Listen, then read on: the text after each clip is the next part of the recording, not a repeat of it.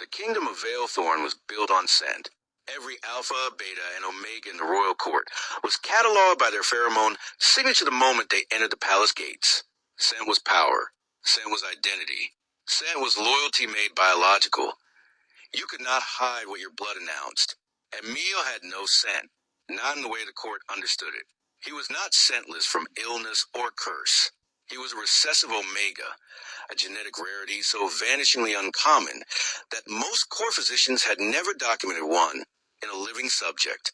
His pheromone gland produced nothing readable, nothing trackable, nothing that registered on the status panels the nobles wore on their lapels. To the scent reader stationed at every corridor, every dining hall, every throne room entrance, Emile simply did not exist. He had learned, at a very young age, to use this.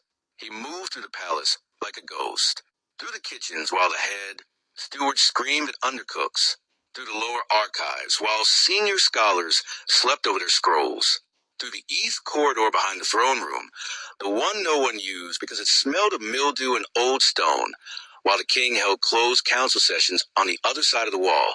Emile pressed his ear to the cold stone and listened. The northern grain reports are fabricated, said a voice he recognized as Lord Castle's, smooth, unhurried, dangerous. The famine in the outer provinces is worse than published.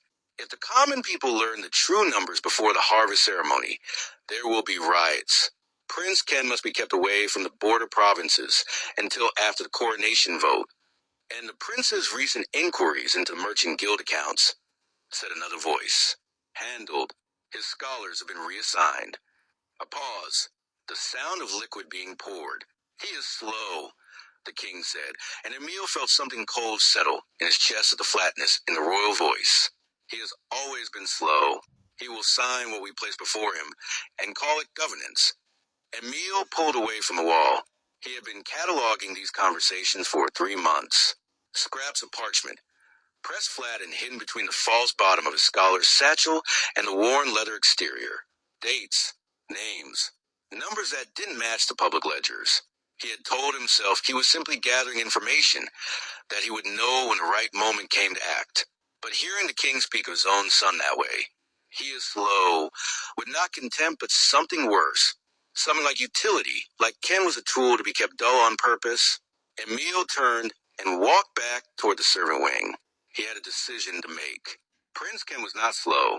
This was something Emile had understood from the first week of his palace assignment, 2 years ago, when he had been placed as a junior records keeper in the East Archive, a position so minor and so thoroughly beneath court notice that the assignment officer had not even asked his name, simply gestured at a stack of uncatalogued ledgers and walked away. Ken had come to the archive alone.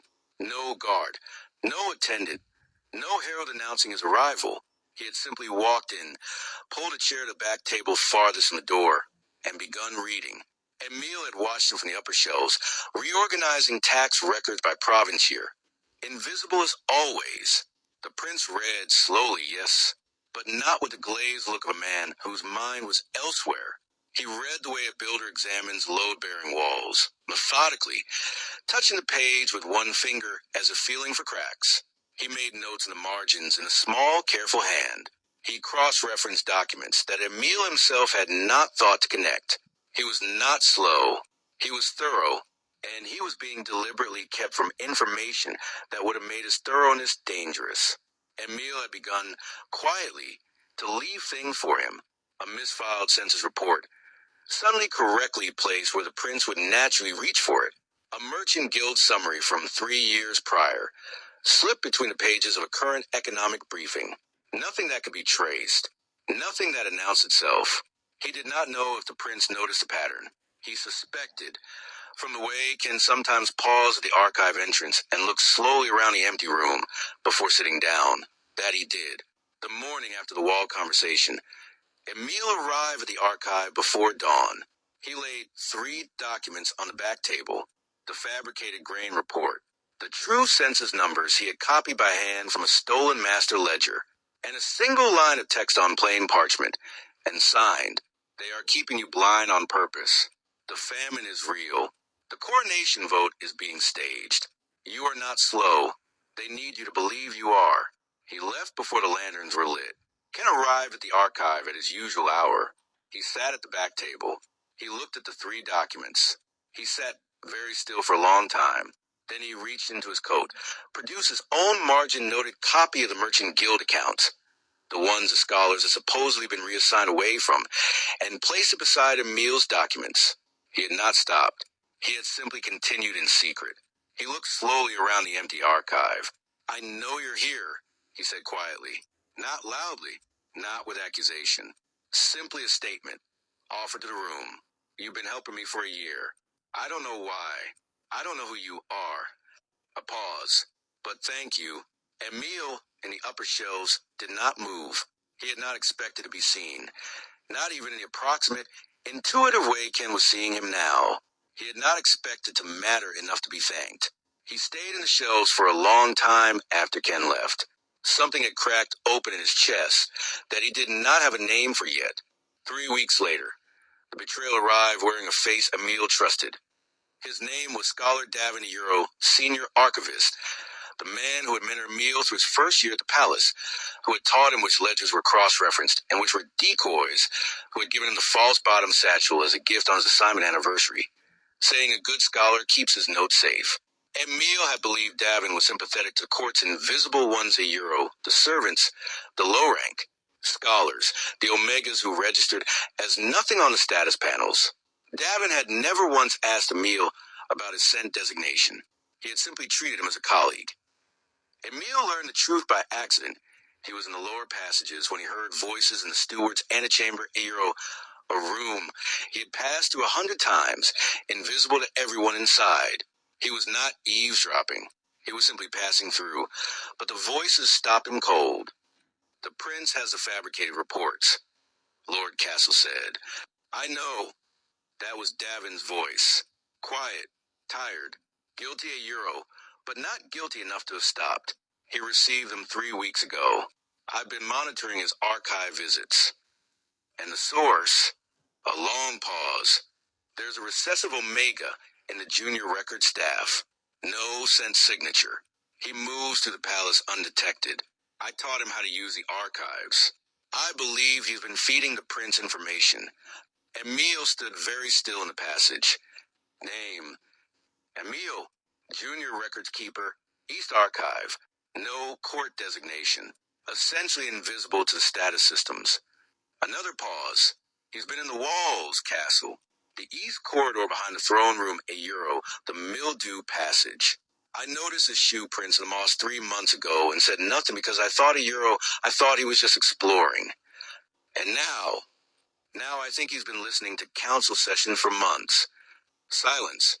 "Find him," Lord Castle said, "before the harvest ceremony. If the prince moves on this information before the coronation vote is cast, everything unravels." Emile moved, not running a euro, running made noise. He moved the way he had always moved. Carefully, silently, like something the palace had forgotten to notice. His heart was hammering, but his feet were steady. The satchel with his false bottom pressed against his hip, a euro, the gift from the man who had just sold him to the court's wolves. He needed to reach Ken before Castle's men sealed the archive. He found the prince not in the archive, but in the palace garden's eastern corner, a euro, the overgrown section no one maintained, where old fruit trees grew sideways and the grass was ankle high.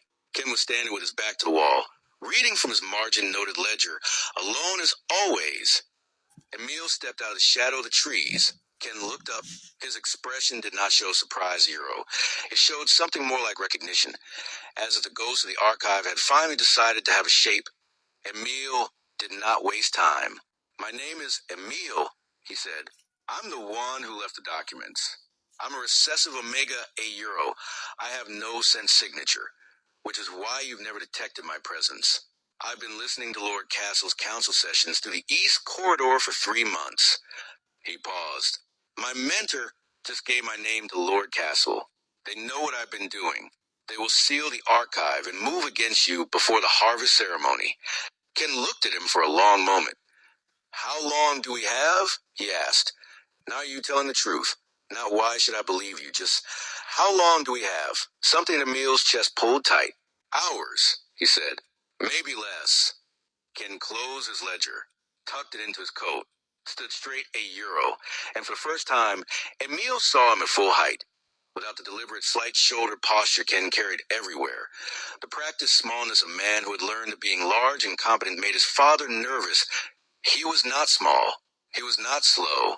He was enormous and careful and furious in a way that had been buried so deep it had become quiet.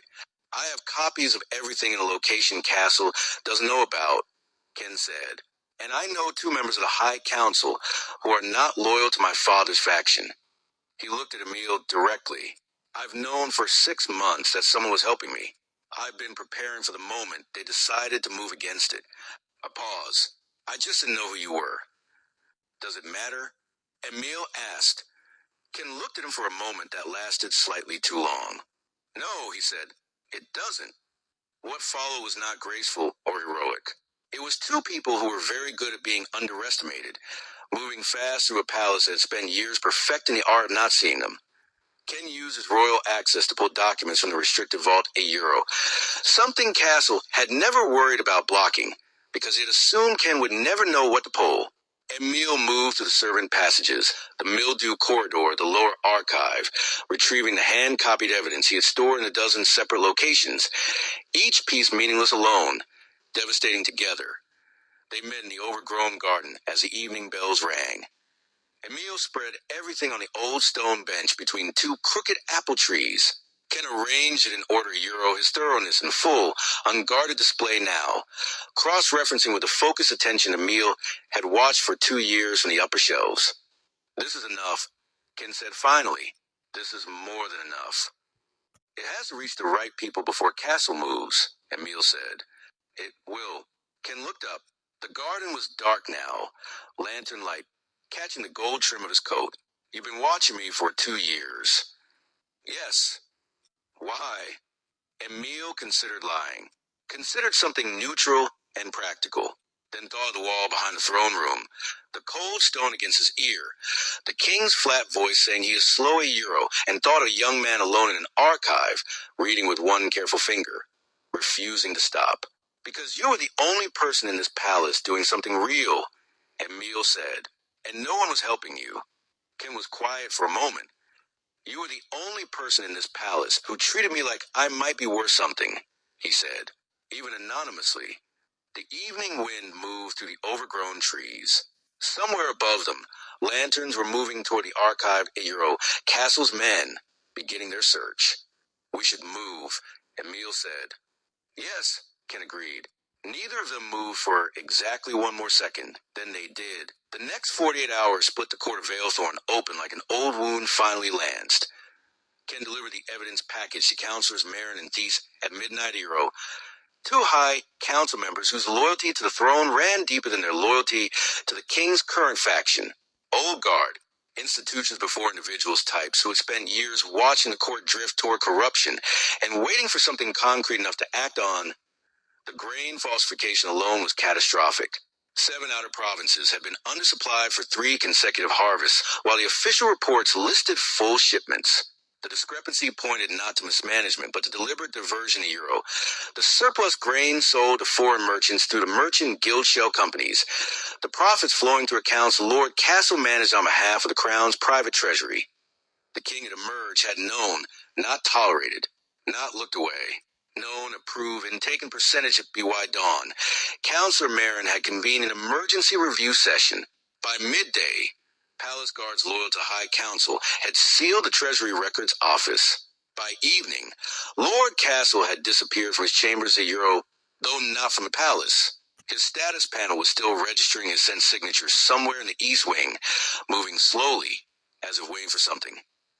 Emile noticed this and did not like it. He moved through the East Wing servant passages, the ones Castle's men had been searching 24 hours ago. Searching was one thing, but Castle had stopped searching and started waiting €, and a man like Castle only waited when it already put something in motion that he expected to succeed. He found it in the archive, not the East Archive €, the Central Archive, the one that housed the official court records, the legal histories, the documentation chain that made a coronation vote binding. Someone had been through it in the night. Carefully €, not ransacked, but edited. Single pages extracted, others substituted. The kind of surgical document alteration that only someone who has spent decades in the court records system would know how to execute. Someone like Scholar Davin. Emile stood very still in the central archive. Davin had not just given Castle Emile's name. He had continued working. The evidence package Ken had delivered to the counselors was real €1, but Castle had apparently anticipated that it might reach them and had a contingency. If the grain falsification scandal broke, shift the legal documentation to implicate Ken as the architect, reframe the prince's evidence gathering as a treasonous conspiracy against the crown. The coronation vote €1, the very mechanism that could legitimately transfer power from the king's faction to Ken €, would be legally nullified before it could be cast, with Ken himself imprisoned as a traitor. Emile ran. He found Ken in the counselor's meeting chamber, in the middle of a tense three-way argument between Mayor and Thies and two of the king's loyalist nobles who had apparently arrived to contest the review session's authority. Emile did not have access to this room. He was a junior records keeper with no court designation and no sent signature. He was, by every measure the palace used to determine who mattered, no one. He walked in anyway. The room went briefly silent at the intrusion of nobody. Ken saw him, read his face, stood up. "We need to stop," Emile said. He didn't bother with preamble. "The central archive has been altered. Castle has someone working on a counter-documentation strategy €1. They're going to reframe everything as your treason before the vote can convene." Councilor Marin looked at him sharply. "Who are you?" "Someone who has been invisible in this palace for 2 years, and therefore knows where everything is hidden," Emile said. "The alteration happened last night. It's in the coronation records chain, specifically the legal precedent documents for succession challenges. Someone replaced 3 pages. He reached into his satchel. "I pulled the original 6 months ago and made copies. I didn't know why I'd need them. I kept them because they felt important." He placed them on the table. Marin picked them up. "Read." Her expression changed. "This is Scholar Davin's handwriting," she said flatly. "Yes," Emile said. The room was very quiet. Then Ken said calmly to the 2 loyalist nobles, "You should leave now, before your own names appear in the next archive I open." They left. The crisis did not resolve cleanly. Nothing in courts ever did. Scholar Davin was found in the south wing and detained €1, not resisting, almost relieved, as if he had been carrying the weight of his complicity so long that arrest felt like mercy. He gave a full confession within the hour, naming names, dates, transactions. He wept. Emile, standing in the corridor outside the interrogation chamber, felt nothing clean about €1, only the specific, complicated grief of having been betrayed by someone who had also genuinely been kind to him. Both things were true. He was learning to hold both. Lord Castle was apprehended attempting to leave the palace through the east gate with 2 strong boxes of documentation. Castle, unlike Davin, did not weep. He looked at the guards arresting him with a flat, contemptuous expression €1, and then, over their shoulders, he found Emile standing in the passage and looked directly at him. "A nothing," Castle said. "A scentless, statusless nothing. The palace's ghost." A pause. "I should have checked the moss in the east corridor months ago." Emile said nothing. "Does it feel good?" Castle asked. "Being seen at last?" Emile thought about it honestly.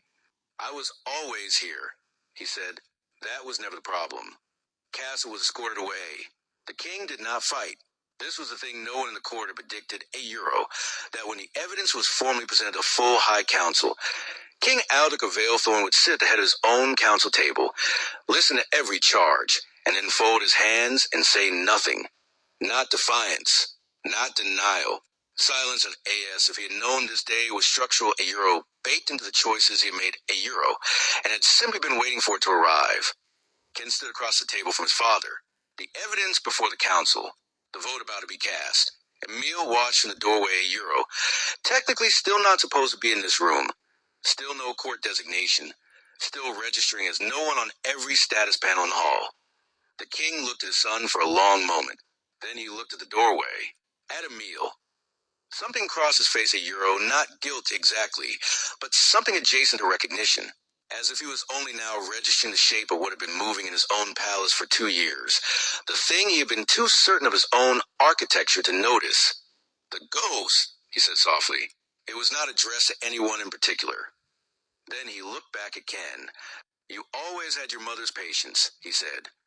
Ken said nothing. The vote was cast. 3 days after the coronation vote formalized Prince Ken's regency authority, Emile requested a meeting with the palace physicians. He had been thinking about this since the night in the garden, since Castle had called him a nothing, since the king had said the ghost, since Ken had looked at him across the council doorway with an expression Emile still could not fully read. He had always believed his lack of scent was simply a designation of recessive omega, genetic rarity, medically documented and then dismissed. Something that made him invisible, nothing more complicated. The senior physician reviewed his case files with peculiar expression and then asked Emile to sit down. "Your condition," she said carefully, "is not what was documented when you entered palace service." Emile looked at her. "You were classified as a recessive omega by the intake physician 2 years ago. But that classification was based on a scent registration failure a euro, which can have multiple causes." She set down the file. "I have been reviewing the court's genetic records as part of the post-coup documentation process. There's a historical bloodline in the kingdom's founding noble families that carries a very specific trait, a pheromone profile that registers as null to standard status panels, because it is keyed to a different receptor entirely a euro, one that is not tested in standard intake procedures." Emile was very still.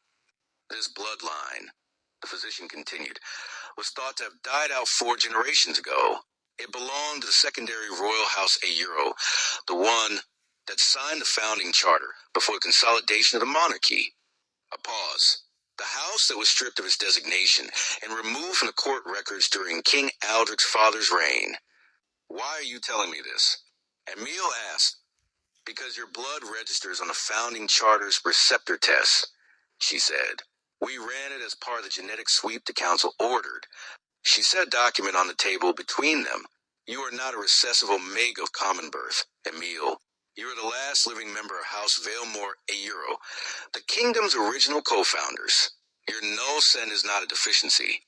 It is a founding trait, deliberately suppressed in the court's records generations ago." The room was very quiet, which means, Emile said slowly, that when the coronation charter is read in Euro, the founding document that establishes the legal basis for the crown in Euro, your bloodline has co-signatory authority.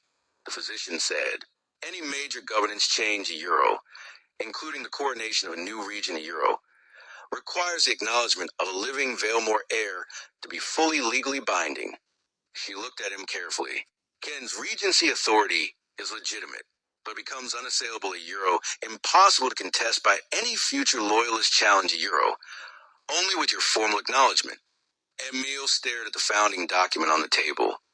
The ghost of the palace, the nothing, the scentless boy who had moved through walls because the court's architecture had no slot for him at Euro, not because he had no place, but because his place had been erased before he was born. His invisibility was not a deficiency. IT was a secret the old regime had been keeping for 4 generations. He told Ken that evening, in the overgrown garden, the crooked apple trees dark against a blue dark sky. Ken listened. He did not interrupt. When Emile finished, he was quiet for a long time at Euro, and then he did something Emile had not anticipated. He laughed, not cruelly, not with surprise exactly, with something that sounded almost like relief at Euro, the specific release of a man who has been holding a theory for a long time and has finally had it confirmed. "I knew something was wrong with your classification," Ken said. "In the archive, 2 years ago, when you first started leaving me documents at Euro, I ran a check on every junior records keeper in the East Archive. Your intake file had a gap, a single line missing from the standard designation record." He looked at Emile. "I didn't know what it meant. I just knew it had been deliberately removed." Emile stared at him. "You knew?" "I knew something." "Not what?" A pause. "I started leaving a gap in my schedule every morning because I thought if whoever was helping me felt safe enough, they might eventually step out of shelves." He looked faintly exasperated. "It took you a year." "I didn't, Euro." Emile stopped. "You knew I was there from the beginning. I suspected. You reorganized the misfiled census reports in a way that would only make sense to someone who had read the cross-reference index. which is kept on the upper shelves.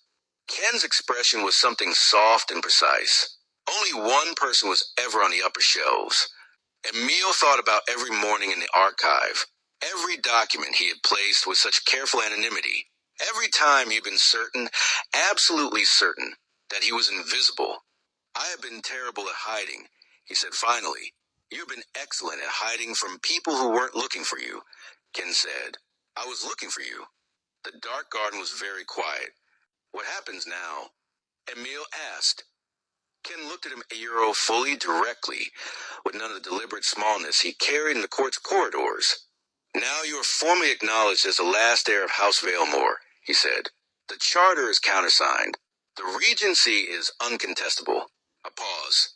And I would like to know if the person who has been my only honest ally for 2 years would be willing to remain in that position, formally, with a title and a seat and the ability to walk into rooms without technically breaking protocol. That sounds like a court position. Emile said carefully. It can be whatever we need it to be, Ken said. I have found I am much better at governing when someone I trust is telling me where the wolves are hiding. The wind moved through the old apple trees. In the palace above, the lights of a new administration were beginning to settle into their shape, fragile and real and hard one. Emile looked at the founding document in his hand, at the name that had been erased from the court's architecture and had somehow survived anyway not in records, not in registers, but in blood and absence, and in a particular way a person learned to move when the world insisted they took up no space. All right, he said. Ken's expression did something quiet and warm and certain. Good, he said. They stood in the overgrown garden in the dark. 2 people of the palace had tried very hard to make into nothing, holding the documents that will remake everything. The apple trees leaned sideways in the wind, old and crooked and still bearing fruit.